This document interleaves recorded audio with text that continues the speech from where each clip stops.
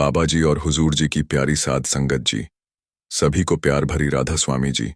संगत जी, क्या आप जानते हैं कि बाबा जी को एक बैंक के कैशियर से 50 रुपए उधार क्यों लेने पड़े थे? अब आप सोच रहे होंगे, बाबा जी के पास तो किसी चीज की कमी नहीं है और बाबा जी के पास हमें सब कुछ देने की अपार शक्ति है, तो भला बाबा जी को किसी से उधार लेने की क्या जरूरत थी, और वह भी 50-50 रुपए। मगर यह पूरी तरह सत्य घटना है, और जब आप इसके पीछे का रहस्य जानेंगे तो आपको भी एहसास होगा कि बाबा जी कोई साधारण व्यक्ति नहीं है, वह सच में कुल मालिक हैं। इस 50 के पीछे की सच्चाई जानने के बाद मैं आपको 2 और किस्से भी सुनाऊंगा। एक बार हरिद्वार से कुछ संतों की टोली डेरे में बाबा जी का सत्संग सुनने आई थी, और संतों ने उस दौरान कुछ ऐसा कर दिया कि सेवादारों को चिंता होने लगी थी। और आखिर में आप जानेंगे कि जब एक करोड़पति व्यक्ति ने डेरे आकर बाबाज पर यह इल्जाम लगाया कि उनकी वजह से उसके घर में डाका पड़ा। शुरू करने से पहले मेरी आपसे विनती है कि सबसे पहले आपसे निवेदन है, आप हमारे चैनल वाहेगुरु बाबा जी को सब्सक्राइब जरूर कर लीजिए और साथ में बेल आइकन के ऊपर ऑल के ऊपर क्लिक कर दें, ताकि हमारी आने वाली हर वीडियो आप तक पहुंच सके। और आपसे यह भी विनती है कि आप नीचे वीडियो को लाइक जरूर कर दें और राधा स्वामी जी जरूर लिख दें। वीडियो को लाइक करें और नीचे एक प्यारा सा कमेंट भी जरूर करें। आइए अब शुरू करते हैं। साध संगत जी एक सत्संगी थे जिनका नाम दया कुमार था। वे दिल्ली के एक बैंक में कैशियर के पद पर कार्यरत थे। जब यह घटना घटी तब उन्हें नामदान लिए करीब 10 से 11 साल हो चुके थे। अपने पेशे के साथ साथ वे एक समर्पित सेवादार भी थे। बैंक ने उनकी ड्यूटी यह तय की थी कि वे प्रतिदिन बैंक के कैश को मुख्य शाखा तक सुरक्षित पहुंचाएं, जिसके लिए उन्हें एक गाड़ी और सुरक्षा गार्ड उपलब्ध कराया गया था, ताकि बड़ी रकम बिना किसी परेशानी के पहुंचाई जा सके। एक दिन हमेशा की तरह दया कुमार जी बैंक का कैश लेकर मुख्य शाखा की ओर रवाना हुए। रास्ते में कनॉट प्लेस पड़ता और जब उनकी गाड़ी वहां से गुजर रही थी तो अचानक उनकी नजर एक दूसरी गाड़ी पर पड़ी। पहले तो उन्होंने सोचा कि यह किसी आम व्यक्ति की गाड़ी होगी, लेकिन जब उन्होंने ध्यान से देखा तो पहचाना कि वह बाबा जी की ही गाड़ी थी।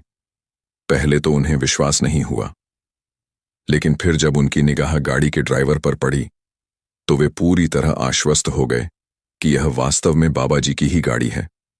दया कुमार जी के मन में तुरंत बाबा जी के दर्शन करने की इच्छा जाग उठी, मगर अगले ही पल उन्हें अपनी ड्यूटी का भी ध्यान आया। वे बैंक के काम पर थे, उनके साथ सुरक्षा भी थे। ऐसे में अचानक उनके मन में एक युक्ति सूझी। उन्होंने सोचा कि अगर वे अपने साथियों से कह दें कि इस गाड़ी के मालिक ने उनसे 50 हार लिए थे और अब तक वापस नहीं किए, तो वे कुछ देर के लिए गाड़ी रोक सकते हैं। पहले तो उनके मन में झूठ बोलने को लेकर संकोच हुआ, लेकिन फिर बाबा जी के दर्शनों की तड़प के चलते उन्होंने मन ही मन बाबा से क्षमा मांगी और सुरक्षाकर्मी से बोले, भाई साहब, इस गाड़ी वाले ने मुझसे 50 उधार लिए थे, लेकिन बार बार जाने के बावजूद पैसे लौटा नहीं रहा। बस 5 मिनट गाड़ी रोकिए, मैं अपने पैसे लेकर आता हूं। सिक्योरिटी वाले ने उनकी बात सुनकर गाड़ी रोक दी और कहा, ठीक है, आप जाकर ले आइए, मैं यहीं इंतजार कर रहा हूं। दया कुमार जी तुरंत गाड़ी से उतरे और बाबा की गाड़ी के पास पहुंचे। उन्होंने वहां मौजूद ड्राइवर से पूछा, बाबा जी दिखाई नहीं दे रहे, वे कहाँ हैं? ड्राइवर ने उत्तर दिया, हाँ, ये बाबा जी की ही गाड़ी है। वे अपने किसी रिश्तेदार के साथ कॉफी पीने के लिए यहां आए हैं, बस थोड़ी देर में लौटने वाले हैं। यह सुनकर दया कुमार जी वहीं रुककर बाबा जी की प्रतीक्षा करने लगे। करीब 15 मिनट बीत गए, लेकिन बाबा जी अब तक नहीं लौटे। तभी उनकी गाड़ी में बैठे सुरक्षा भी वहां आ गया और पूछने लगा, दया कुमार जी, क्या आपको अपने पैसे वापस मिल गए? इस पर दया कुमार जी ने मुस्कुराते हुए जवाब दिया, अभी नहीं, गाड़ी के मालिक बस आते ही होंगे। सिक्योरिटी गार्ड ने चिंता जताते हुए कहा, अगर ज्यादा देर रुके तो हम लेट हो जाएंगे इस पर। दया कुमार जी बोले, बस 5 मिनट और ठहर जाओ। अभी दया कुमार जी सिक्योरिटी वाले से बात कर ही रहे थे कि इसी बीच उनकी नजर सामने से आते बाबा जी पर पड़ी। बाबा जी को देखते ही दया कुमार जी की आंखें भाईं और वे मन ही मन सोचने लगे, अब तो दर्शन हो गए, अब मुझे यहां से चल देना चाहिए। उन्होंने सिक्योरिटी गार्ड से कहा, चलो अब वापस चलते हैं। लेकिन सिक्योरिटी गार्ड ने तुरंत टोका, अरे आपने अपने 50 अरब तो लिए ही नहीं। दया कुमार जी ने हल्की मुस्कान के साथ जवाब दिया, कोई बात नहीं, बाद में देख लूंगा, अभी बस चलते हैं। तभी बाबाज अपनी गाड़ी के पास पहुंचे और जैसे ही दया कुमार जी और सिक्योरिटी गार्ड मुड़कर जाने लगे, बाबा जी ने पीछे से आवाज लगाई, भाई अपने 50 अरब तो लेते जाओ जो मैंने तुमसे उधार लिए थे। ये सुनते ही दया कुमार जी स्तब्ध रह गए। उनकी आंखों से आंसू छलक पड़े और वे वहीं फूट फूट कर रोने लगे। साध संगत जी, यह घटना उन लोगों के लिए एक संदेश है जो बाबा जी को सिर्फ एक आम इंसान मानते हैं। बाबा जी केवल हमारे बाहरी कार्यों को ही नहीं, बल्कि हमारे मन में चल रही हर हलचल को भी भली भांति जानते हैं, और यह किसी साधारण व्यक्ति के लिए संभव नहीं है। दया कुमार जी ने 50 वाली बात सिर्फ बैंक के सिक्योरिटी गार्ड से कही थी, लेकिन बाबा जी ने बिना सुने भी उनके मन की बात जान ली। इसे और बेहतर समझने के लिए मैं आपको एक और अद्भुत किस्सा सुनाता हूं, जिसके बाद में हरिद्वार से आए रसियों और फिर उस करोड़पति के बारे में बताऊंगा जिसने बाबा जी पर इल्जाम लगाया था। आइए पहले एक अद्भुत किस्से को सुनें जो साबित कर देगा कि बाबा जी सच में रब का रूप है। साथ संगत जी, एक बार एक सत्संगी महिला का 2-3 साल का बेटा रोज बाबा जी की तस्वीर के पास बैठकर उनकी दाढ़ी में कंघी करने लगा करता था। जहां आमतौर पर बच्चे खिलौनों से खेलने में मग्न रहते हैं, वहीं यह नन्हा बच्चा बाबाज की फोटो को निहारता और उनमें कंघी चलाया करता था। एक दिन जब वह महिला सत्संग के लिए डेरे गई तो उसने अपने बेटे को बाल सत्संग के पंडाल में बैठा दिया ताकि वह ध्यान से सत्संग सुन सके। सत्संग समाप्त होने के बाद जब वह अपने बेटे को लेने गई तो उसने देखा कि बाबा जी स्वयं वहां बच्चों के साथ बातें कर रहे थे। सबसे हैरानी की बात यह थी कि बाबा जी ने उसके बेटे को गोद में उठा रखा था। फिर बाबा जी मुस्कुराते हुए उस मासूम से बोले, क्यों बेटा, आज मेरी दाढ़ी में कंघी नहीं फिरनी? यह सुनते ही सत्संगी बीवी दंग रह गई। उसे समझ नहीं आया कि बाबा जी को कैसे पता चला कि उसका बेटा हर दिन बाबा जी की तस्वीर में कंघी करता था। जब उसने यह बात संगत के साथ साझा की तो सभी भावुक हो गए। यह घटना इस बात का प्रमाण है कि बाबा जी केवल हमारे बाहरी कर्मों को ही नहीं, बल्कि हमारी हर छोटी छोटी भावनाओं और प्रेम को भी जानते हैं। साथ संगत जी, इस वीडियो में अब हम आपको हरिद्वार से आए अर्शिया की एक ऐसी बात बताएंगे जिससे आपको पता लगेगा कि बाबा जब संगत पर दृष्टि डालते हैं तो उस समय कौन सा चमत्कार होता है। एक बार बाबा जी के सत्संग के दौरान हरिद्वार से साधुओं का एक समूह डेरे में पहुंचा। उन्होंने बाबा जी का सत्संग सुनने की इच्छा जताई। चूंकि वे सभी संत महात्मा थे, इसीलिए सेवादारों ने सोचा कि इन्हें सबसे आगे स्टेज के पास बैठाना उचित रहेगा। साधुओं को पंडाल में बाबा जी के बिल्कुल सामने बैठाया गया और कुछ ही मिनटों में सत्संग शुरू होने वाला था। बाबा आज स्टेज पर आए और धीरे धीरे उन्होंने संगत पर दृष्टि डालनी शुरू की। जैसे ही उनकी दृष्टि संगत पर पड़ी, सामने बैठे साधु अचानक उठ खड़े हुए और बार बार पीछे मुड़कर पूरे पंडाल में देखने लगे। सेवादारों को यह अजीब लगा। उन्होंने विनम्रता से साधुओं से बैठने का अनुरोध किया। साधु थोड़ी देर बैठे, फिर से उठकर पीछे देखने लगे। सेवादार चिंतित हो गए कि कहीं यह सब देखकर बाबा जी नाराज ना हो जाए। उन्होंने साधुओं को चेतावनी दी कि यदि वे बार बार खड़े होंगे तो उन्हें पंडाल से बाहर भेज दिया जाएगा, लेकिन साधु अपनी हरकत से बाज नहीं आए। सत्संग समाप्त होने के बाद सेवादारों ने उनसे कारण पूछा, आप बार बार खड़े होकर पीछे क्या देख रहे थे? आपकी वजह से हमें कितनी डांट पड़ेगी, इसका आपको अंदाजा भी नहीं होगा। साधु ने अपनी गलती की माफी मांगी और सेवादारों को जो उत्तर दिया उसे सुनकर सभी अचंभित रह गए। उन्होंने कहा, हम यह देख रहे थे कि जब बाबा जी दृष्टि डालते हैं तो उनकी दृष्टि कहां तक जाती है। फिर वे बोले, हमें यह देखकर हैरानी हुई कि बाबा जी की दृष्टि केवल यहां बैठे हुए इंसानों तक ही सीमित नहीं थी, बल्कि इस पंडाल में मौजूद हर जीव जंतु तक पहुंच रही थी, चाहे इंसान हो, पक्षी हो या फिर कोई छोटा सा कीट। बाबा जी की कृपा भरी दृष्टि से कोई अछूता नहीं था। उनकी दृष्टि से निकलने वाला नूर इस पंडाल में बैठे हर जीव की आंखों में बराबर जा रहा था। साधुओं की यह बात सुनकर सेवादार चकित रह गए, क्योंकि यह ऐसा रहस्य था जिसका अब तक किसी को भी अंदाजा नहीं था।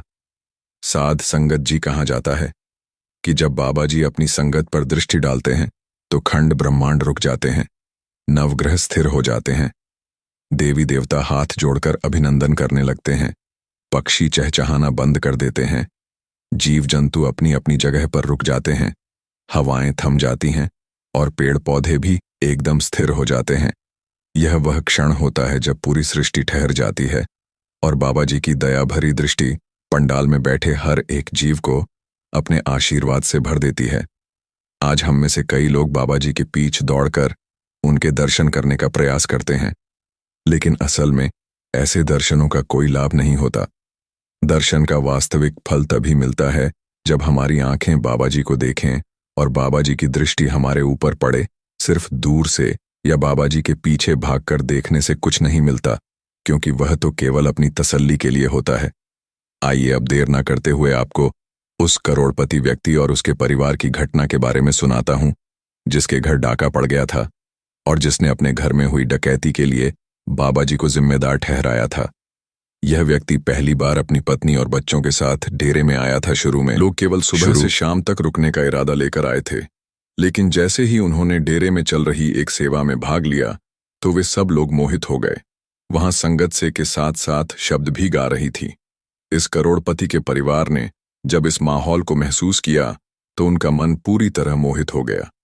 सेवा करते करते यह व्यक्ति सोचने लगा, मुझे जीवन में सब कुछ मिला है, धन दौलत ऐशो आराम, लेकिन जो सुकून मुझे यहाँ डेरे में महसूस हो रहा है वह पहले कभी नहीं मिला। उसने अपनी पत्नी और से कहा, मैं यहाँ सिर्फ कुछ घंटों के लिए आया था, लेकिन अब मन कर रहा है कि आज की रात यहीं रुक जाऊं। उसकी पत्नी और बच्चे भी सहमत हो गए और उन्होंने तय किया कि वे रात डेरे में ही बिताएंगे। रात में उन्होंने फिर से लंगर घर में सेवा की और जब शेड में लौटे तो देखा कि संगत शब्द गा रही थी। वे भी उनके साथ बैठ गए और संगत के साथ बाबा जी और हुजूर महाराज जी की बातें करने लगे।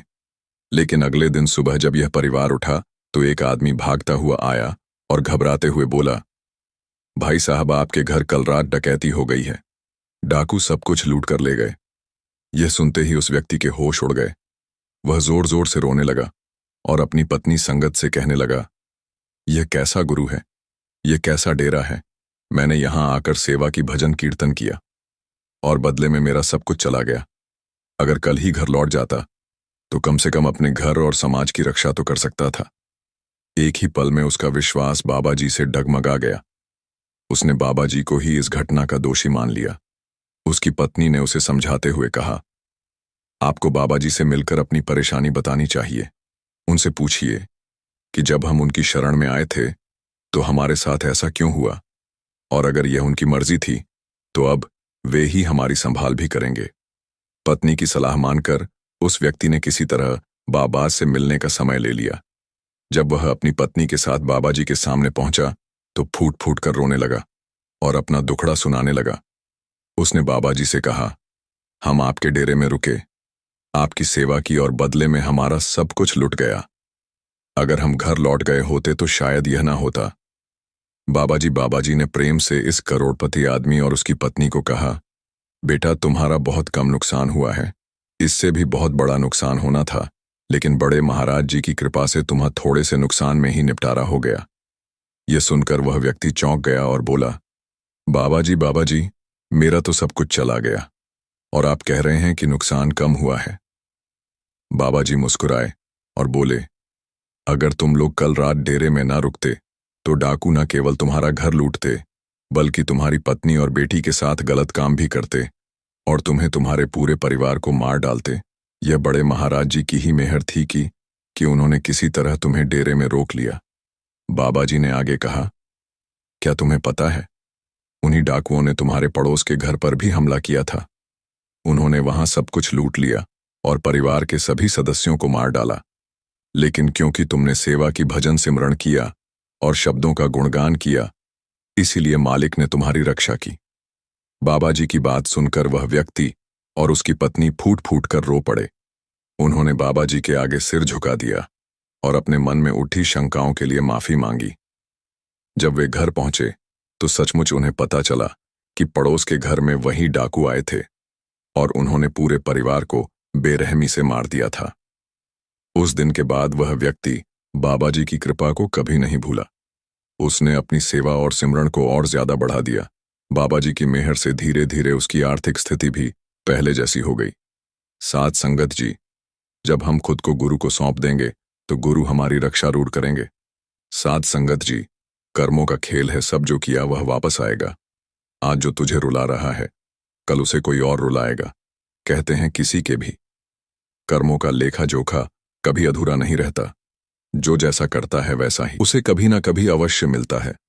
यह कहानी है एक औरत की जिसने अपने बीते जन्मों में किए गए कर्मों की सजा इस जन्म में भोगी। अक्सर देखा गया है कि जिस औरत की संतान नहीं होती समाज उसे ताने मारता है, लोग उसे अपशगुन कहते हैं। लेकिन क्या सच में यह सिर्फ किस्मत है या उसके ही कर्मों का परिणाम? कौन से पापों के कारण कलयुग में स्त्रियां संतान सुख से वंचित रह जाती हैं? चलिए इस कहानी के माध्यम से इसे समझते हैं। एक छोटे से गांव में गरीब परिवार की बेटी कमला रहती थी। उसके माता पिता साधारण किसान थे और कमला उनकी इकलौती संतान थी। उन्होंने उसे बड़े लाड़ प्यार से पाला था। कमला बेहद खूबसूरत और गुणों से भरपूर थी। उसका स्वभाव सरल और विनम्र था। वह अपने माता पिता के साथ गांव के एक छोटे से घर में संतोषपूर्ण जीवन व्यतीत कर रही थी। उस गांव पर राजा तेज प्रताप का शासन था। राजा तेज प्रताप अभी अविवाहित था और अक्सर अपनी प्रजा की स्थिति जानने के लिए गांव का दौरा करता था। एक दिन जब वह कमला के गांव के पास से गुजर रहा था, उसी समय कमला अपने घर के पास नदी किनारे कपड़े धो रही थी। उसकी सरलता और सौंदर्य ने राजा तेज प्रताप का ध्यान खींच लिया। वह तुरंत ही उसकी ओर आकर्षित हो गया। राजा ने अपने घोड़े को रोका और कमला से बातचीत करने के लिए उसके पास गया। लेकिन जैसे ही कमला ने राजा को देखा, वह घबराकर अपने घर की ओर भाग गई। राजा ने उसे आवाज दी, लेकिन वह बिना कुछ कहे अपने घर के अंदर चली गई। राजा की आवाज सुनकर कमला के पिता अर्जुन बाहर आए। उन्होंने राजा को अपने दरवाजे पर देखा और हड़बड़ा गए। उन्होंने हाथ जोड़कर कहा, महाराज, आप हमारे घर पर कैसे आए? क्या हमसे कोई गलती हुई? राजा ने मुस्कुराते हुए कहा, नहीं अर्जुन, तुम्हारी कोई चूक नहीं है, बल्कि मैं एक विशेष कार्य के लिए यहां आया हूं। ने कांपते हुए पूछा, क्या हुक्म है महाराज? राजा ने गंभीरता से कहा, तुम्हारी बेटी कमला मुझे पसंद है, मैं उससे विवाह करना चाहता हूं। अर्जुन यह सुन हैरान रह गए। वह एक साधारण किसान थे और राजा का प्रस्ताव ठुकराना उनके लिए संभव नहीं था। उन्होंने सोचा कि उनकी बेटी अब राजमहल में रानी के रूप में सुखी जीवन जीगी। विवाह संपन्न हुआ और कमला राजमहल आ गई। शादी के बाद के शुरुआती दिन बेहद सुखद थे। राजा तेज प्रताप का कमला के प्रति व्यवहार बहुत अच्छा था। समय के साथ कमला ने एक पुत्र को जन्म दिया। पूरे राजमहल में खुशियों का माहौल था कि 6 वर्ष बीत गए। कमला का पुत्र अब 5 साल का हो गया था। लेकिन इस बीच राजा का मन धीरे धीरे कमला से हटने लगा। एक दिन राजा की नजर एक अन्य महिला पर पड़ी जो कमला से अधिक आकर्षक थी। राजा ने जल्द ही उससे विवाह कर लिया और उसे राजमहल में मिले आया। नई रानी के आने के बाद कमला का जीवन मुश्किलों से भर गया। नई रानी उसे हमेशा नीचा दिखाने का प्रयास करती थी। राजा भी कमला से दूरी बनाने लगा और उसकी बातों को अनदेखा करने लगा। धीरे धीरे कमला की स्थिति राजमहल में कमजोर हो गई। एक दिन नई रानी ने राजा को कमला को महल से निकालने के लिए मना लिया। राजा ने अपने पुत्र को अपने पास रखा और कमला को महल से बाहर कर दिया। कमला बेबस होकर अपने पिता के घर लौट आई। कमला ने अपने माता पिता को अपनी दुर्दशा सुनाई। उनकी बेटी की हालत देखकर वे बेहद दुखी हुए। उनकी चिंता ने उनकी से पर गहरा प्रभाव डाला। कुछ समय बाद कमला की मां का निधन हो गया। मां की मृत्यु ने अर्जुन को भी तोड़ दिया और वे भी संसार से चल बसे। कमला अब पूरी तरह अकेली रह गई। उसे किसी सहारे की सख्त जरूरत थी, लेकिन वह अपनी पीड़ा व्यक्त करने की हिम्मत नहीं जुटा पाती थी। यह जानने के लिए ही मैं जिंदा हूं, मैं हार नहीं मानूंगी। कमला कोठे से बाहर निकल आई। उसके पास ना तो रहने का कोई ठिकाना था और ना ही खाने का कोई साधन। वह कुछ दिनों तक सड़कों पर भटकती रही। भूख और प्यास से बेहाल होकर एक दिन वह एक नीम के पेड़ के नीचे जाकर लेट गई। उसकी हालत इतनी खराब हो गई थी कि गली के कुत्ते उसके पास आकर उसका चेहरा चाटने लगे, लेकिन कमला को इसका कोई एहसास नहीं था। उसी समय एक दयालु महिला जो दूध और छाछ बेचती थी, वहां से गुजर रही थी। जब उसने कमला को इस हालत में देखा तो उसके दिल में दया आ गई। उसने कुत्तों को भगाया और कमला को उठाया। उसने पूछा, तुम कौन हो बहन? तुम्हारी ऐसी हालत कैसे हो गई? लेकिन कमला का गला सूख चुका था, वह कुछ बोल नहीं पाई। महिला ने तुरंत अपना गिलास निकाला और उसमें दूध भरकर कमला को पिलाया। कमला ने थोड़ा दूध पिया और कुछ दूध उसके मुंह से बाहर गिर गया। महिला ने कहा, तुम मेरे साथ चलो, मेरे घर आओ, वहां नहाओ, खाओ और आराम करो। तुम इस हालात में यहां नहीं रह सकती। कमला ने कोई प्रतिक्रिया नहीं दी, लेकिन महिला ने उसे सहारा देकर अपने घर ले जाने का फैसला किया। महिला ने कमला को अपने घर लाकर उसे नहलाया। अच्छे, ठीक हूं। महिला ने उसके कंधे पर हाथ रखा और कहा, बहन, दुख बांटने से कम होते हैं। तुम मेरी चिंता मत करो, मेरे साथ रहोगी तो हम मिलकर सभी मुश्किलों का सामना करेंगे। कमला ने महिला की बात मान ली और उसके साथ रहने लगी। कमला घर के कामों को संभालने लगी, जबकि गुजरी दूध बेचने जाती थी, क्योंकि अब परिवार में एक सदस्य और जुड़ गया था। गुजरी को ज्यादा मेहनत करनी पड़ती थी। कमला ने यह सब देखा और एक दिन गुजरी से कहा, बहन, अगर मैं भी तुम्हारे साथ दूध और छाछ बेचने जाऊं तो हमारा गुजारा बेहतर हो सकता है। गुजरी ने मना किया, तुम घर पर ही रहो, बाहर का काम मेरे लिए ठीक है। कमला मुस्कुराते हुए बोली, हम दोनों मिलकर मेहनत करेंगे तो पैसे भी ज्यादा मिलेंगे और तुम्हारा बोझ भी कम होगा। अंततः गुजरी मान गई। अब दोनों मिलकर काम करने लगी। सुबह बच्चे को स्कूल भेजने के बाद दोनों दूध बेचने जाते और बच्चे के लौटने तक घर का काम भी निपटा लेती। 3 महीने इसी तरह बीत गए। एक दिन गुजरी दूध बेचने जा रही थी, जब अचानक रास्ते में उसका संतुलन बिगड़ गया और दूध का घड़ा गिरकर टूट गया। गुजरी जमीन पर बैठकर रोने लगी और बोली, अब क्या करूं? आज सारा दूध बर्बाद हो गया। कमला ने उसे संभालते हुए कहा, बहन, दूध के लिए क्यों दुखी हो रही हो? मेरा पूरा जीवन तो नष्ट हो चुका है, फिर भी मैं खड़ी हूं। चलो घर चलते हैं। गुजरी ने पैर में चोट लगने की शिकायत की। कमला ने उसे सहारा देकर घर पहुंचाया और हल्दी तेल लगाकर उसकी पट्टी की। अब दूध बेचने का सारा काम कमला अकेले संभालने लगी, क्योंकि गुजरी की चोट ठीक नहीं हो रही थी। 10 दिन बीत गए, लेकिन जख्म बढ़ता ही गया। अब गुजरी का शरीर कमजोर होने लगा था। कमला दिन रात उसकी सेवा करती, बच्चे का ख्याल रखती और बाहर का काम भी संभालती। धीरे धीरे 6 महीने बीत गए। एक दिन गुजरी की हालत बहुत बिगड़ गई और उसने अपनी आखिरी सांस ली। कमला के लिए यह बहुत बड़ा झटका था। गुजरी ने उसे अपनी बहन माना था और अब वही बहन उसे छोड़कर चली गई थी। गुजरी के बेटे की देखभाल अब कमला की जिम्मेदारी थी। बच्चा अपनी मां की मौत के बाद चिड़चिड़ा और उदास रहने लगा। वह बार बार अपनी मां के बारे में पूछता। कमला उसे समझाती, तुम्हारी मां भगवान के पास गई है, वह कुछ दिनों में वापस आ जाएंगी। धीरे धीरे बच्चे ने कमला को अपनी मां मान लिया।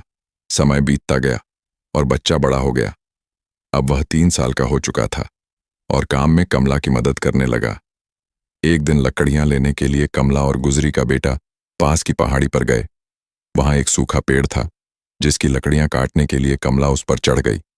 लकड़ी काटते समय जिस टहनी पर वह खड़ी थी, वह टूट गई। कमला नीचे गिरते हुए पहाड़ी से लुढ़क कर घने जंगल में गिर गई। बेटा यह देखकर घबरा गया और उसने पहाड़ी के नीचे झांका, लेकिन कमला कहीं नजर नहीं आई। डर और घबराहट में वह गांव लौट आया और सबको यह बात बताई। कमला पहाड़ी से गिरकर दलदल में फंस गई थी। वह गर्दन तक दलदल में धसी हुई थी। 10 दिनों तक उसने वहां संघर्ष किया। जंगली जानवर उसके पास आते, लेकिन दलदल में होने के कारण वह उससे दूर रहते। एक दिन आदिवासियों का एक झुंड वहां से गुजर रहा था। उन्होंने कमला को दलदल में फंसा देखा और बड़ी मुश्किल से उसे बाहर निकाला। वह अब भी जीवित थी, लेकिन गंभीर रूप से घायल थी। उसके दोनों पैर टूट चुके थे। आदिवासियों ने उसे अपने कबीले में ले जाकर उसकी देखभाल शुरू की। कमला को आदिवासियों ने दलदल से तो बचा लिया था, लेकिन उसकी हालत गंभीर थी। उसके पैरों की हड्डियां इतनी बुरी तरह टूट चुकी थीं कि उन्हें ठीक करना संभव नहीं था। आदिवासियों ने उसका उपचार किया, लेकिन अंततः उसकी दोनों टांगें काटनी पड़ी। कमला ने इस बात को ईश्वर की इच्छा मानकर स्वीकार कर लिया।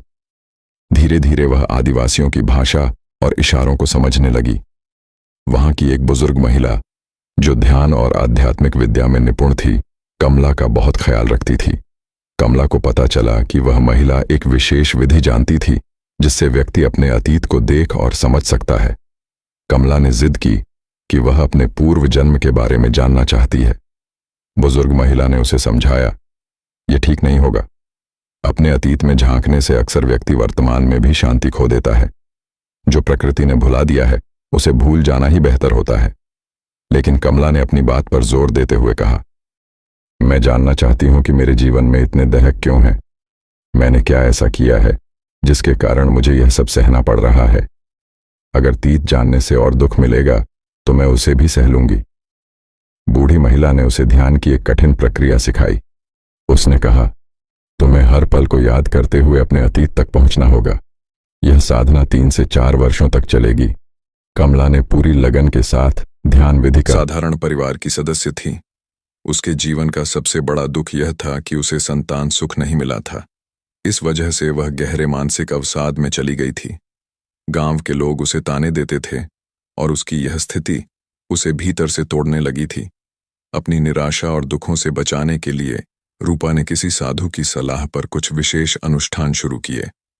उसे विश्वास दिलाया गया कि अनुष्ठान उसके जीवन में खुशियां लाएंगे। उसे बताया गया कि अगर वह बच्चों की बलि देगी तो उसे संतान प्राप्त हो सकती है। रूपा ने वैसा ही किया। गांव के बच्चों को उसने चुराकर मार डाला। किसी तांत्रिक के झांसे में आकर वह खुद निसंतान थी।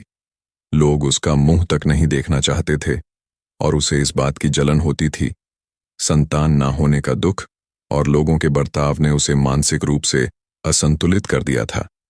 उसने देखा कि जिन परिवारों की संतानों की उसने जान ली थी, उनमें से कुछ माता पिता आत्महत्या कर चुके थे, कुछ उसे हमेशा बददुआ देते रहते थे।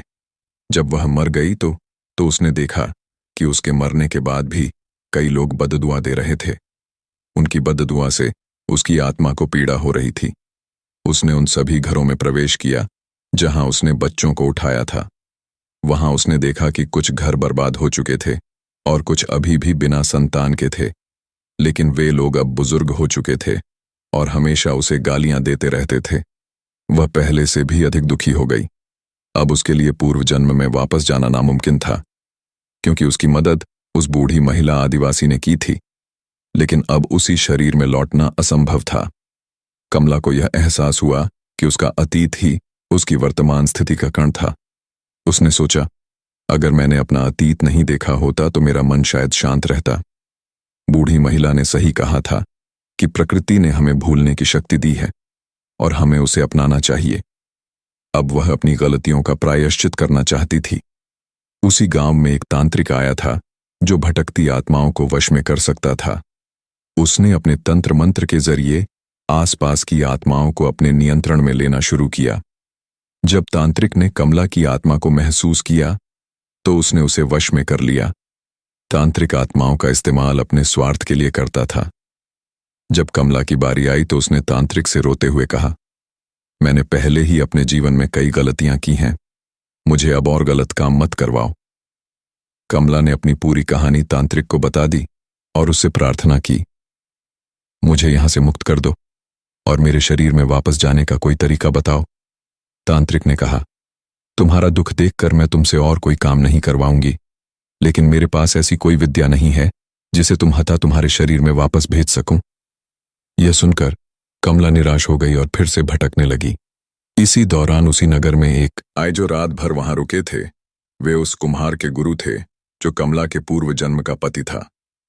कुम्हार अब 30 वर्ष का हो चुका था। अप्सा के और अकेले रहता था। रात में वह ईश्वर का गुणगान कर रहा था। कमला की आत्मा वहीं भटक रही थी।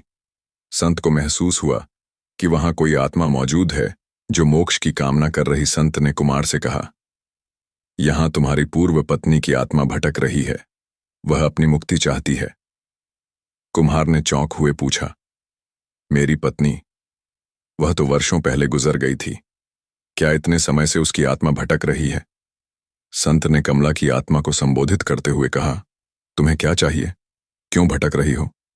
कमला ने अपनी सारी बातें संत को बता दी और कहा, मुझे अपने शरीर में वापस जाना है ताकि मैं अपने पापों का प्रायश्चित कर सकूं। संत ने कहा, तुम्हें मेरे साथ मेरे आश्रम चलना होगा, जहां हर रोज भजन कीर्तन होता है। ईश्वर के नाम के माध्यम से तुम अपने शरीर में लौटने का मार्ग ढूंढ सकती हो।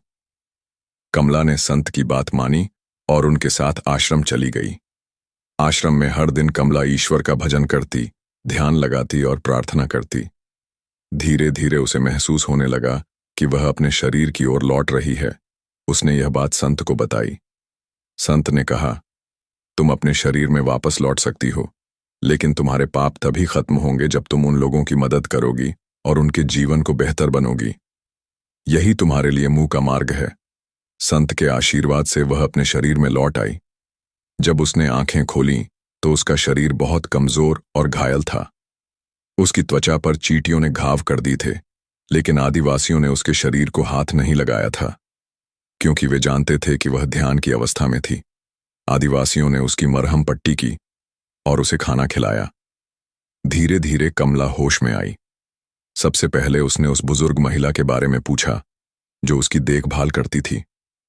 आदिवासियों ने कहा कि वह महिला 1.5 साल पहले गुजर गई थी। उसने तुम्हारे लिए हर संभव प्रयास किया था। यह सुनकर कमला का दिल भर आया। उसने आदिवासियों को अपनी पूरी कहानी सुनाई। 7 साल बाद अपने शरीर में लौटने के बाद कमला ने यह समझ लिया कि अब उसे अपने पापों का प्रायश्चित करना है। वह चलने फिरने में असमर्थ थी, लेकिन उसने हार नहीं मानी। घुटनों के बल चलते हुए उसने दूसरों की सहायता करने का संकल्प लिया। उसने सोचा, ईश्वर ने मुझे एक और मौका दिया है, मैं इसे व्यर्थ नहीं जाने दूंगी। कमला ने जंगल में भटकते हुए कई कठिनाइयों का सामना किया।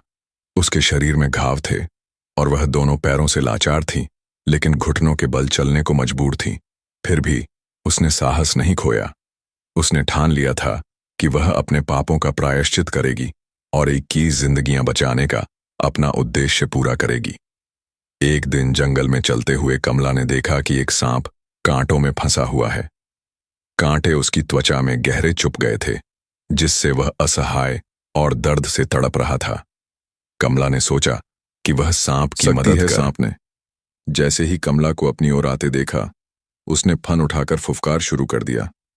कमला डर गई, लेकिन फिर भी उसने साहस दिखाया। उसने पास पड़े एक लंबे डंडे से धीरे धीरे सांप को कांटों से बाहर निकालने की कोशिश की। सांप पहले बहुत गुस्से में था, लेकिन धीरे धीरे वह शांत हो गया। कमला ने अपने कपड़े का एक टुकड़ा सांप पर डालकर उसके शरीर से कांटे निकाल दिए। सांप को राहत मिली और उसने कम को धन्यवाद देने के लिए अपनी फुफकार धीमी कर ली। कमला को महसूस हुआ कि उसने एक जीवन बचाया है। उसने सोचा, शायद ईश्वर ने मुझे इसी उद्देश्य के लिए जीवित रखा है। कुछ दिनों बाद कमला जंगल में एक शिकारी से मिली। उसने देखा कि शिकारी अपने कंधे पर एक हिरण का बच्चा लटकाए हुए जा रहा था। यह दृश्य देखकर कमला का दिल पसीज गया। उसने शिकारी से कहा, भाई, इस मासूम जानवर को छोड़ दो, इसे भी अपनी जिंदगी जीने का हक है। शिकारी ने कहा, मैं इसे बेचकर अपना गुजारा करता हूं, यह मेरा काम है। इसे छोड़ दूंगा तो मैं और मेरा परिवार भूखा रहेगा। कमला ने उसे समझाने की कोशिश की, भाई, इन जीवों को मारने की बजाय तुम जंगल से लकड़ी काटकर या फल फूल तोड़कर बेच सकते हो। यह भी एक ईमानदार काम है। जानवरों को मारना गलत है, उन्हें भी ईश्वर ने हमारे जैसा जीवन दिया है। शिकारी पर कमला की बातों का गहरा असर हुआ। उसने हिरण के बच्चे को छोड़ दिया और वादा किया कि वह अब कभी किसी जानवर को नहीं मारेगा। कमला बहुत खुश हुई। उसने सोचा, शायद अब शिकारी का जीवन बदल जाएगा और इसके साथ कई जानवरों की भी जान बच जाएगी। कमला ने ठान लिया कि वह हर दिन जंगल में जाएगी और किसी जरूरतमंद की मदद करेगी। उसे पता था कि यही उसका प्रायश्चित है। कमला ने जंगल में भटकते हुए यह संकल्प किया कि वह अब हर दुखी प्राण की सहायता करेगी। एक दिन चलते चलते उसने देखा कि एक भेड़िया झाड़ियों में फंसा हुआ है। उसके पैरों में गहरे कांटे चुभे हुए थे। वह दर्द से कराह रहा था और लंबी आवाजें निकाल रहा था। कमला पहले तो डर गई। वह भेड़िए से थोड़ी दूरी पर बैठ गई और उसे देखती रही। भेड़िया भी उसे देख रहा था। कुछ देर बाद भेड़िया अपनी आवाज को धीमा करते हुए उसकी तरफ देखने लगा, जैसे कह रहा हो, मुझे मदद चाहिए, मैं तुम्हें कोई नुकसान नहीं पहुंचा लूंगा। कमला ने धीरे धीरे अपने डर पर काबू पाया और भेड़िए के पास जाने का साहस किया। उसने कांपते हाथों से उसके सिर पर धीरे से हाथ रखा। भेड़िया बिल्कुल शांत था। कमला ने उसके पैरों से कांटे निकाले। भेड़िए को तुरंत आराम मिला। भेड़िया कुछ दूर चला, फिर वापस आया और कमला के हाथ चाटने लगा। ऐसा लग रहा था जैसे वह अपनी भाषा में उसे धन्यवाद दे रहा हो। इसके बाद वह भेड़िया जंगल की ओर चला गया। यह घटना कमला के लिए बहुत खास थी। उसने पहली बार महसूस किया कि जानवरों में भी भावना और प्रेम होता है। उसने सोचा, अगर मैं इन्हें थोड़ा सा सहारा दे सकती हूं तो क्यों ना अपना जीवन इसी काम में लगाओ। इसके बाद कमला ने ठान लिया कि वह हर जीव की मदद करेगी, चाहे वह इंसान हो, जानवर हो या पेड़ पौधे। घा के बल चलते हुए भी वह रोज जंगल में निकलती और जरूरतमंदों की सहायता करती। कमला का यह प्रयास धीरे धीरे पूरे जंगल में प्रसिद्ध हो गया। जानवर और पक्षी अब उसके पास आकर रहते थे। वह अब सिर्फ एक इंसान नहीं रही थी, बल्कि जंगल का एक अभिन्न हिस्सा बन चुकी थी। कमला की उम्र काफी बढ़ चुकी थी। उसका शरीर कमजोर हो गया था, लेकिन उसकी आत्मा में अडिग साहस और सच्चा प्रेम था। एक दिन वह नदी किनारे बैठी थी। मछलियां उसके पास आकर खेल रही थीं और पक्षी उसकी गोद में बैठे थे। कमला ने सूरज की ओर देखते हुए अपने अंतिम समय को स्वीकार कर लिया। वह धीरे धीरे गिर पड़ी। आसपास की गिलहरी ने जब यह देखा तो उसने अपनी आवाज में सभी जानवरों और आदिवासियों को बुलाया। सभी ने मिलकर कमला को विदाई दी। उसके शरीर को धरती में समर्पित किया गया। हर किसी ने प्रेम और श्रद्धा के साथ उसकी आत्मा की शांति के लिए प्रार्थना की कि कमला के जाने के बाद जंगल में चमत्कारी परिवर्तन हुए। पहले जहां सालों तक बारिश नहीं होती थी, अब हर साल वहां पर्याप्त बारिश होने लगी। नदी और तालाब पानी से भर गए। पेड़ पौधे हमेशा हरे भरे रहने लगे। सभी जीव और आदिवासी महसूस करते थे कि कमला की आत्मा अब भी जंगल में मौजूद है। वह अपनी प्रेम और दयालुता के माध्यम से सभी के दिलों में जीवित थी। स्त्रियों के संतान सुख से वंचित रहने के कारण। अब मैं आपको बताने जा रहा हूं कि किन कारणों से कुछ स्त्रियां संतान सुख से वंचित रहती हैं। इन 3 कारणों को समझने पर आपको पता लग जाएगा कि कौन सी स्त्री संतान सुख से वंचित रहती है। पहला कारण, गलत कार्यों का प्रभाव। कमला ने अपने पिछले जन्म में दूसरों को हानि पहुंचाने वाले कार्य किए थे। उसने निर्दोष बच्चों को परेशान किया और गलत मार्ग पर चली। गलत कर्मों का प्रभाव हमारे जीवन पर पड़ता है। चाहे वह तुरंत ना दिखाई दे, लेकिन धीरे धीरे यह समस्याएं उत्पन्न कर सकते हैं। हमें अपने कर्मों को हमेशा सही और अच्छा बनाए रखना चाहिए, क्योंकि गलत कार्य जीवन में परेशानियां ला सकते हैं। दूसरा कारण, दूसरों के प्रति क्रोध और जलन। कमला अपने पिछले जन्म में संतान की कमी के कारण दुखी थी। उसने अपनी परेशानी को संभालने के बजाय दूसरों की खुशियों से जलन और क्रोध करना शुरू कर दिया। इस नकारात्मक सोच ने उसकी स्थिति को और जटिल बना दिया। हमें ई और गुस्से के बजाय दूसर की खुशियों में खुश होना और अपने मन को शांत रखना सीखना चाहिए। वही स्त्रियां जो कई पुरुषों के साथ अनुचित संबंध रखती हैं और फिर गर्भ धारण करती हैं, उन संबंधों को छुपाने के लिए गर्भपात कर देती हैं। वे भी अगले जन्म में संतान सुख से वंचित रहती हैं। जो स्त्रियां ईर्ष्या और द्वेष के कारण दूसरे के बच्चों को नुकसान पहुंचाती हैं, उन्हें भी संतान सुख नहीं मिलता। तीसरा कारण, प्रकृति के नियमों के खिलाफ जाना है। कमला ने संतान पाने के लिए ऐसे उपाय अपनाए जो प्रकृति के नियमों के विपरीत थे। उसने धैर्य और समझदारी से काम नहीं लिया, जिसके कारण उसकी स्थिति और भी कठिन हो गई। हमें हर समस्या को धैर्य और सहजता से स्वीकार करना चाहिए। गलत रास्तों को अपनाने से हमारी परेशानियां हल होने के बजाय और बढ़ सकती हैं। कर्म का एक यूनिवर्सल सिद्धांत है कि आप जो करते हैं वह लौटकर आपके पास जरूर आता है। यानी जो कर्म आप कर रहे हैं वह कभी निष्फल नहीं होता। उसका परिणाम आपको देर सबेर भले भुगतना पड़ जाए, पर वह लौटकर आपके पास जरूर आता है। अगर आप दुखी हैं तो उस दुख का कारण कोई और नहीं बल्कि आप खुद हैं। कई बार तो आपके दुखों को पिछले जन्म के कर्मों से भी जोड़ा जाता है। पिछले कई जन्म के आपके अच्छे और बुरे कर्म जमा हो रहे हैं, जिन्हें संचित कर्म कहा जाता है, और उन्हीं में से थोड़ा थोड़ा कर्म आपको अगले हर जन्म में चुकाना पड़ता है। क्यों ध्यान देना चाहिए? आपको अपने कर्मों पर आप केवल अपने अच्छे कर्मों से ही इस चक्र को रोक सकते हैं, और कुछ जन्मों बाद इस संचित कर्म से मुक्त होकर मोक्ष प्राप्त कर सकते हैं। लेकिन अगर आप हर जन्म में बुरे कर्म भी करते जाएंगे तो यह कर्मों की गठरी घटने की बजाय बढ़ती ही जाएगी, और न तो आपके दुखों का अंत होगा और न ही जन्मों के चक्र का दुख आपके कर्मों का फल है। यह तभी दूर हो सकता है जब मन को अशुभ प्रभावों से बचाया जाए। अशुभ कर्म करने वाले व्यक्ति को फल भोग के लिए जन्म लेना ही होगा। कर्म सिद्धांत में जन्म लेना अपने आप में महान कष्ट है, क्योंकि जन्म का संबंध मृत्यु से है। मृत्यु सबसे डरावना कष्ट माना गया है। इसलिए यदि इस कष्ट से छुटकारा पाना है तो जन्म की परंपरा को समाप्त करना होगा। उड़का कई लोग अपनी आत्मा को इस जन्म के चक्र से बचाना भी चाहते हैं। वे यह तो समझते हैं कि अच्छे कर्म बुरे कर्मों के प्रभाव को कम कर देते हैं, जिससे वर्तमान जीवन में मिलने वाला दुख खत्म हो जाता है, लेकिन वह इसके प्रति ज्यादा सचेत नहीं रहते। शुभ कर्म करना हमेशा शुभ सोचने से ही हो सकता है। कष्ट के बचने का यही एक उपाय है। इसीलिए यह आवश्यक है कि आप अच्छे कर्म करना अपनी दैनिक आदत बनाएं, ताकि गलती होने की गुंजाइश कम से कम हो। तो चलिए जानते हैं कुछ तरीके जिनसे अच्छे कर्म का आप हिस्सा बन जाते हैं। अपने जीवन को एक सकारात्मक उद्देश्य दें। हर व्यक्ति को कहानी पता होता है कि उन्हें जीवन में आगे कैसे बढ़ाना है और उसके लिए कौन से तरीके इस्तेमाल करने हैं।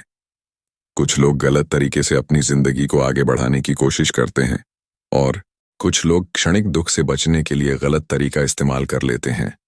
अगर आप में नैतिकता की कमी है तो इसका परिणाम अक्सर आपके आसपास के लोगों को भुगतना पड़ता है और उन्हें मिली तकलीफ आपके कर्मों में जुड़ जाती है।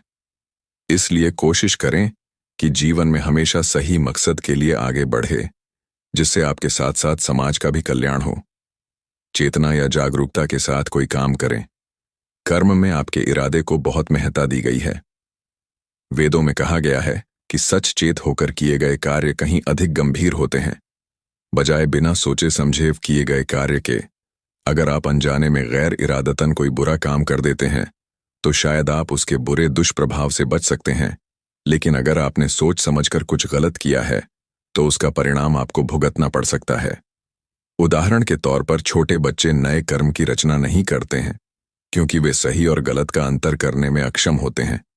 इसीलिए अगर किसी चीज की आपको जानकारी नहीं है तो पहले उसके प्रति जागरूक हो, उसका विश्लेषण करें और फिर उसे करने का फैसला लें। अच्छी भावनाओं को प्रबल बनाएं। कई बार आपका मन जब आहत होता है या भावनाएं नकारात्मक हो जाती हैं तो आप सोचने समझने की क्षमता खो देते हैं और इसका प्रभाव आपके कर्म और उससे मिलने वाले फल पर पड़ता है। इसलिए यह जरूरी है कि आप अच्छी भावनाओं को प्रबल बनाएं, जैसे कि दया करना, दूसरों की मदद करना, दूसरों का दुख बांटना, सहिष्णु बनना, आस्थावान बनना, परोपकारी होना आदि। खुद की गलतियों की जिम्मेदारी ले और दूसरों से अच्छे से पेश आए। जब आप कुछ गलत करते हैं तो अक्सर दुनिया को या अपनी भावनाओं को इसका दोष देते हैं, जैसे कि आपने किसी पर चिल्ला दिया और आप फिर यह कहकर बच जाते हैं कि मुझे गुस्सा बहुत आता है, इसलिए मैंने ऐसा कर दिया। मैं ऐसा दिल से नहीं करना चाहता था या चाहती थी। वह दोष देकर आप खुद को मुक्त तो कर लेते हैं, लेकिन इससे आप अपनी गलती को समझ नहीं पाते हैं। कई बार आपकी ऐसी हरकत सामने वाले को भी दुखी कर देती है। इसलिए यह जरूरी है कि आप अपनी कमजोरी और भावनाओं पर काम करें। इसके लिए आध्यात्म में कई रास्ते बताए गए हैं जो आपकी मदद कर सकते हैं। आस्थावान बनना अच्छे कर्मों को करने के लिए जरूरी है कि आप कर्म के परिणामों में यकीन रखें। आपको खुद को यह बार बार याद दिलाना है कि आप इस दुनिया में किस मकसद से आए हैं। आपको खुद को उस सर्वोच्च शक्ति को सौंप देना होगा ताकि वह लालच जो आपके मन में इस भौतिक दुनिया को लेकर है वह खत्म हो जाए। उसके लिए आपको मंदिर मस्जिद की ठोकरें खाने की जरूरत नहीं, बल्कि आपको बस अपनी आत्मा को शुद्ध करना है। पाप और पुण्य हमारे वेदों में कर्मों की प्रधानता पर इसलिए जोर दिया गया है ताकि आप एक संतुलित जीवन व्यतीत करें और जन्मों के चक्र से बच सके। अगर आप पाप पुण्य को ध्यान में रखकर कर्म करेंगे तो शायद आपके लिए यह जीवन काटना कठिन हो जाए, क्योंकि पाप और पुण्य की सही समीक्षा किसी को पता नहीं। किसी को नहीं पता कि कौन सा कर्म आपको पाप का भागीदार बनाता है और कौन सा नहीं। इसीलिए आपको केवल यह सोचकर कर्म करते जाना है कि कैसे आप अपने साथ साथ दूसरों के जीवन का भी कल्याण कर सकें। कर्मों का फल समय आने पर अवश्य मिलता है, चाहे अच्छा हो या बुरा। इसलिए सदा शुभ कर्म करें, जो जैसा करता है उसे वैसा ही मिलता है। यही ईश्वर का न्याय और कर्मों का सिद्धांत है। कर्म करते जाओ, फल की चिंता मत करो, क्योंकि हर बीज के अंकुरित होने का समय निश्चित होता है। कर्म की गिनती नहीं, उसकी गुणवत्ता मायने रखती है। अच्छे कर्म निश्चय ही अच्छे परिणाम लाते हैं। बुरे कर्म करने वाला व्यक्ति देर सवेर अपने ही कर्मों के जाल में फंस जाता है। कर्म इंसान का असली परिचय है, क्योंकि शब्दों से कोई भी झूठ बोल सकता है, लेकिन कर्म कभी धोखा नहीं देते। संसार में सबसे न्यायप्रिय कोई है तो वह है कर्म। यह न दोस्त देखता है न दुश्मन, बस फल देता है। जीवन में सफलता और असफलता आपके कर्मों पर निर्भर करती है। इसलिए सदा अच्छे कर्म करें। कर्म का फल तात्कालिक ना भी मिले, परंतु समय आने पर वह इससे 1 सगुना होकर लौटता है। आपके द्वारा किए गए कर्म एक बीज की तरह होते हैं, जो बोओगे वही 100 गुना होकर लौटता है। काटोगे, कर्म किए बिना फल कैसा बीज, बिना फेर वृक्ष कैसा। अच्छे कर्मों की पहचान देंगे तुम्हें सच्ची शान कर्म जो सच्चे होते हैं, फल भी अच्छे होते हैं। बोया पेड़ बबूल का आम कहां से आएगा। आज जो कर्म किए हैं तूने कल वही फल देगा। तुझे कर्म अगर है नेक, तेरे राहें होंगी सदा सुनहरे बोया। जो तूने प्रेम का बीज मिलेगा, तुझको सुख का बीज जो जैसा करता जाता है वैसा ही फिर पाता है। कर्म कभी ना कभी जरूर सामने आता है, जैसा करोगे वैसा ही भरोगे। किसी को धोखा देकर खुश मत होना। कर्म है जो सबका हिसाब रखता है।